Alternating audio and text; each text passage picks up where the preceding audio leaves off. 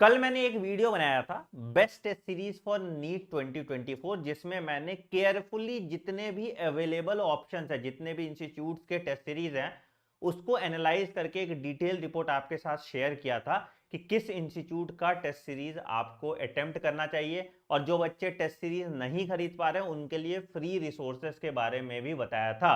अगर आपने वो वीडियो नहीं देखा है तो डिस्क्रिप्शन में उसका लिंक है, कमेंट में भी उस वीडियो का लिंक मैंने पिन कर दिया है, उस वीडियो को जाके जरूर देखिए। उससे आपको क्लैरिटी मिल जाएगी कौन सा टेस्ट सीरीज में आपको इन्वेस्ट करना चाहिए अपना टाइम और अपना पैसा। और पैसे से ज्यादा इंपॉर्टेंट है टाइम, मतलब।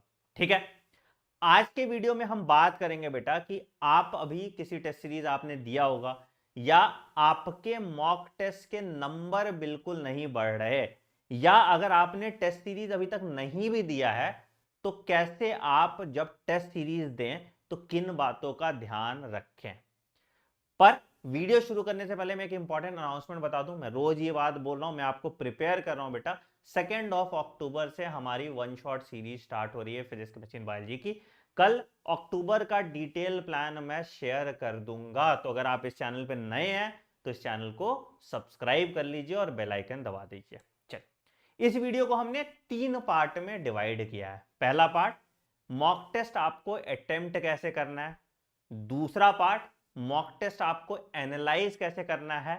और तीसरा पार्ट, उस मॉक टेस्ट को आप रिवाइज कैसे करें। तो चलिए वीडियो की शुरुआत करते हैं सबसे पहले पार्ट से, that is how to attempt mock test. भाई ठीक है, बताइए कैसे अटेम्प्ट करना है आपको मॉक टेस्ट। तो बेटा सिंपल सा चीज है, कुछ चीजें आपको ध्यान में रखनी है। आपको एक ऑफलाइन मॉक टेस्ट लेना है, ठीक है। उसके बाद इसमें OMR होना चाहिए, ठीक है। जब भी आप मॉक टेस्ट दें एक offline with OMR mock test दें। दूसरा कि 2:30 बजे के टाइम इंटरवल पे ही दें, ताकि आपका ब्रेन अभी से एग्जाम साइकिल के हिसाब से कोरिलेट कर पाए। और तीसरा, वीक में एक टेस्ट से ज्यादा ना दें। मतलब अभी तो मैं रेकमेंड करूंगा 1 टेस्ट इन 15 डेज, है ना, अभी बहुत अर्ली है मॉक टेस्ट देने के लिए। तो अगर आपका सिलेबस 30 to 50% खत्म है तभी आप मॉक टेस्ट देना शुरू कीजिए, नहीं तो अभी चैप्टर वाइज जो तुम टेस्ट पेपर या डीपीपीस कर रहे हो that is more than sufficient. तो 1 टेस्ट इन 15 डेज अभी कीजिए। नवंबर से इसको वंस अ वीक कर लीजिए और जनवरी से आप इसको ट्वाइस अ वीक कर सकते हैं, ठीक है। अच्छा, अब बोलोगे सर हमें अटेम्प्ट कैसे करना है आखिर मॉक टेस्ट, क्या क्या चीजों को ध्यान में रखना है। तो बेटा जैसे आप नीट का पेपर अटेम्प्ट करते हो ना वैसे ही पैटर्न पे आपको मॉक टेस्ट अटेम्प्ट करना चाहिए। क्या सर, सबसे पहले आप बायोलॉजी कीजिए, ठीक है। उसके बाद आप केमिस्ट्री कीजिए, यही हैबिट मेंटेन कीजिए, ठीक है। और उसके बाद आप फिजिक्स कीजिए, ठीक है। कोशिश कीजिए कि आप अपना पूरा मॉक टेस्ट का जो टाइम फ्रेम रखें वो 2.5 आवर्स का रखेंगे। मुझे पता है कि आपको एग्जाम में 3 घंटे 20 मिनट मिलता है, बट आप उसमें एक मैथमेटिकल कैलकुलेशन डालिए कि आप परेशान होंगे, आप एग्जॉस्टेड रहेंगे, तो आप अपना टाइम फ्रेम यहाँ पे थोड़ा कम कर लीजिए, क्योंकि आप अपने घर के कन्वीनियंस में एग्जाम दे रहे हैं। तो जब भी आप मॉक टेस्ट 3 घंटे 20 मिनट का हो, आप अपना जो टाइम लिमिट है 2.5 आवर्स का ही रखिए और कोशिश कीजिए उन्हीं 2.5 घंटे में आप पूरा पेपर सॉल्व करें, ठीक है। तो आपने एग्जाम पैटर्न के फॉर्म में आपने एग्जाम दिया, ठीक है, OMR फिल किया, है ना। और उसके बाद आप उसकी एनालिसिस करते हैं, ठीक है। पेपर सॉल्व करते टाइम मैंने बताया है आपको पहले भी, नीट का पेपर कैसे सॉल्व करते हैं उन चीजों का ध्यान रखना है। क्या, 2 फेज में पेपर सॉल्व किया करो। पहला फेज 1 क्या है कि आपने ऐसे क्वेश्चन, जो क्वेश्चन आपका मान लो कि डायरेक्टली आपको आता है, एकदम 100% श्योर है, उन क्वेश्चंस को आपने सॉल्व कर दिया। जब भी क्वेश्चन सॉल्व कर रहे हो तो you should read all options, है ना, सारे ऑप्शन को आपने रीड करना है, ये चीज आपको ध्यान में रखना है, ठीक है। दूसरा, फिर आप फेज 2 में आओगे कि आप कंफ्यूज हो। अगर आप 2 ऑप्शन एलिमिनेट कर पा रहे हो, मतलब कि ये 2 ऑप्शन नहीं है, तो 2 ऑप्शन में तुक्का मार दो। अभी से आपको ये तुक्का मारना भी सीखना पड़ेगा। जितना प्रैक्टिस इन्फॉर्म्ड गेसेस आप यूज करने लगेंगे अभी, उतना आपका स्कोर इंप्रूव होगा। तो अभी एक्सपेरिमेंट करने का टाइम है, तुम्हें पता चल जाएगा हर टेस्ट के बाद कि तुम्हारा तुक्का कारगर है कि नहीं। तो अभी से ही साम दाम दंड भेद सब आपको लगाना है, ठीक है सर। हमने बात कर ली अटेम्प्ट कैसे करते हैं मॉक टेस्ट, ठीक है। आपने मॉक टेस्ट दिया, अब बहुत बच्चे कोचिंग इंस्टीट्यूट में जाके मॉक टेस्ट देते हैं बहुत बच्चे आपका जो मॉक टेस्ट है वो घर पे बैठ के ही देते हैं।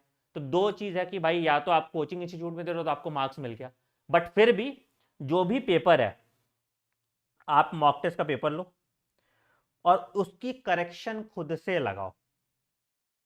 ठीक है, लगाया, अब आपके कुछ क्वेश्चन गलत होंगे, जितने भी गलत हो, ठीक है, अब उसको आप सेग्रीगेट करो कैसा गलती है। क्या सर डायरेक्ट फैक्चुअल गलती है, मुझे नहीं आता, बिल्कुल मुझे नहीं आता, ठीक है। दूसरा गलती हो सकता है कि मैंने सिली मिस्टेक किया, ठीक है, कि भाई अरे यार इसका ये होना चाहिए था, ओ शिट मैंने क्वेश्चन ढंग से नहीं पढ़ा, क्वेश्चन अंडरलाइन नहीं किया, नॉट नहीं देखा, एक्सेप्ट नहीं देखा, है ना। और तीसरा हो सकता है कि कॉन्सेप्चुअल एरर, ठीक है, यही तीन तरह के एरर होंगे आपको, ठीक है। और चौथा हो सकता है कि आपको सफिशिएंट टाइम नहीं मिला,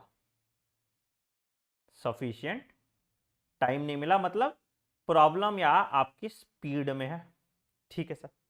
अच्छा, अभी के लिए इस पे हम लोग जनवरी पे आएंगे, अभी के लिए सफिशिएंट टाइम नहीं मिला वाला पार्ट को आप छोड़ दीजिए, कोई बात नहीं, टाइम नहीं मिला इसलिए नहीं कर पाए, नहीं तो मुझे वो क्वेश्चन आता था, कोई बात नहीं, बहुत अच्छी बात है, आप अभी के लिए इसको छोड़ सकते हैं, इसको हम जनवरी में रीडिस्कस करेंगे, है ना, तुम भी यही हो हम भी यही हैं, तो जनवरी में इस पे बात करेंगे टाइम लिमिट पे, बाकी चीजों पे अभी फोकस कर लेते हैं, ठीक है। अगर आपने उस टेस्ट में कोई फैक्चुअल एरर किया है तो अंटिल नेक्स्ट टेस्ट उस फैक्चुअल एरर को, टॉपिक को पढ़ लो, उसके अराउंड जो टॉपिक है उसको पढ़ लो और उस क्वेश्चन को अपने एक कॉपी में डाल दो जिसको हम कहते हैं मिस्टेक नोटबुक, ठीक है। वो मिस्टेक नोटबुक आपके रिवीजन के लिए हेल्प करेगा, ठीक है। तो उस क्वेश्चन को और उसके अंडरलाइन क्वेश्चन जो भी उसका फैक्चुअल पार्ट था, क्वेश्चन विद सॉल्यूशन आप अपने मिस्टेक नोटबुक में डाल दीजिए, ठीक है। सिली मिस्टेक आपने की है, कैलकुलेशन मिस्टेक, क्वेश्चन ढंग से नहीं पढ़ा, तो टाइप ऑफ सिली मिस्टेक, इस तरह का सिली मिस्टेक मैंने किया, उसका भी एक रिकॉर्ड रखिए। क्या होगा बेटा, जब आप सबकॉन्शियसली आपको पता होगा कि मैं इस तरह की गलतियां कर रहा हूं और एग्जाम से पहले तुम देख के जाओगे कि देखो पिछले एग्जाम में मैंने ऐसी गलतियां की थी, इस एग्जाम में मैं ऐसी गलती नहीं करूंगा, अगर आप वो पार्ट पे फोकस रहते हैं तो आपके सिली मिस्टेक के चांसेस कम होंगे। तो अभी गलती करो, खूब सिली मिस्टेक करो, बट मेक न्यू मिस्टेक्स, ये नहीं कि पुरानी गलतियां ही दोहराओ, ठीक है। जब भी आप गलती करें मेक न्यू मिस्टेक्स, है ना, नई गलतियां कीजिए ताकि एग्जाम तक आते आते आप कोई भी गलती करने लायक ना रहें, मतलब कोई भी गलती ना करें आप, ठीक है। तीसरा और जो सबसे फोकस वाली चीज है, कॉन्सेप्चुअल एरर कर रहे हैं आप, मतलब कि आपका वो चैप्टर या वो सब टॉपिक ठीक से नहीं हुआ है, तो यहां पे फिर गो बैक एंड अगेन इसके डिटेल लेक्चर लगाओ, ठीक है। इस पे नीपा पोती से काम नहीं चलेगा, ये सर्जरी करना पड़ेगा, यहां पे फिर घाव को जड़ से खत्म करना पड़ेगा। तो कहीं भी अगर कॉन्सेप्चुअल एरर में फंस रहे हो तो जाइए डिटेल लेक्चर लगाइए और उस कॉन्सेप्ट को फिक्स कीजिए। ऐसे मुश्किल से मुश्किल आपके ना बेटा 100 कॉन्सेप्ट होंगे और हर टेस्ट में आपके 4 कॉन्सेप्ट फिक्स हो जाएंगे। 100 से ज्यादा कॉन्सेप्ट में तुम नहीं अटकोगे, तो धीरे धीरे धीरे धीरे धीरे जब दिसंबर जनवरी तक तुम आओगे तो तुम इन कॉन्सेप्ट में परिपूर्ण हो जाओगे और ये कॉन्सेप्चुअल एरर जो है तुम्हारा ये जीरो हो जाएगा, ठीक है। फैक्चुअल एरर फिर भी तुम्हारा रट्टाफिकेशन वाला पार्ट थोड़ा फिर भी आगे तक चलेगा, बट ये कॉन्सेप्चुअल एरर जीरो हो जाएगा। जनवरी तक आते आते तुम्हारा सिली मिस्टेक जीरो हो जाएगा, ठीक है। और उसके बाद फैक्चुअल एरर पे तुम जैसे जैसे पढ़ते रहोगे तो ये भी एरर जीरो हो जाएगा और आपका कंसिडरेबल स्कोर नहीं कुछ भी तो 200 प्लस मार्क्स बढ़ जाएगा आपके करेंट टेस्ट में। तो अगर मान लो कि तुम अभी टेस्ट में 300 मार्क्स ला रहे हो तो धीरे धीरे धीरे धीरे करते करते तुम 500-550 मार्क्स लाने लगोगे। फुल टेस्ट की बात कर रहा हूं मैं, यूनिट टेस्ट में और ज्यादा नंबर आएंगे, ठीक है। अब 550 से 650 के जंप के लिए आपको फिर यहां पे सब कुछ मैटर होगा। फिर एक और फैक्टर यहां आ जाएगा, सिग्निफिकेंट सफिशिएंट टाइम नहीं मिल रहा आपको, तो फिर वहां पे हम स्पीड पे काम करेंगे, वहां पे हम ऑप्शन एलिमिनेशन पे काम करेंगे और वहां पे हम देखेंगे कॉन्सेप्चुअल क्लैरिटी को तुरंत इंप्लीमेंट कैसे करें, उस पे काम करेंगे। तो वो सेकंड फेज में करेंगे। अभी फेज 1 में आपको ये पार्ट करना है टिल जनवरी। जनवरी में फिर हम बात कर लेंगे ये वाले पार्ट की, ठीक है। अगर कोई बच्चा अभी भी 550 पे स्टक है तो कमेंट सेक्शन में मेंशन कीजिए, मैं उनके लिए अलग से अभी के लिए ही वो वीडियो बना दूंगा कि 550 से 650 700 का जंप कैसे लेना है, ठीक है। ऑन दैट नोट मैं वीडियो को एंड कर रहा हूं बेटा।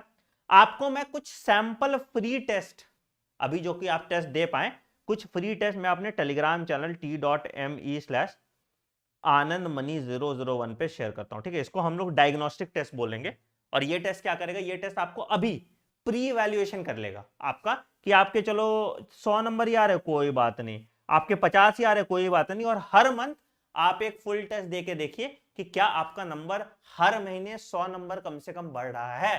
तो जैसे आप अक्टूबर महीना जब खत्म करेंगे तो आप देखोगे अगर आपके अभी 200 आ रहे हैं तो 300 आने लगेंगे, 300 आ रहे हैं तो 370 आने लगेंगे, है ना। वैसे आपका धीरे धीरे धीरे धीरे स्कोर बढ़ता रहेगा, और जनवरी तक हमें इस हालत में आना है कि हम मॉक टेस्ट में 550 प्लस मार्क्स ला रहे हो, ताकि हम अगर फुल टेस्ट की नीट एग्जाम पैटर्न की बात करें तो 610 620 नंबर हमारे आ रहे होंगे, और फिर यहां से 650 का सफर हमको तय करना है। तो धीरे धीरे ग्रेजुअली लैडर सिस्टम से हम नीट एग्जाम फोड़ेंगे।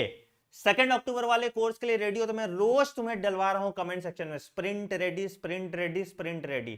कमेंट सेक्शन में मेंशन कर दीजिए, अपने आप को प्रिपेयर कीजिए, क्योंकि अक्टूबर आपके लिए बड़ा भारी भरकम और ओवरवेलमिंग महीना होने वाला है।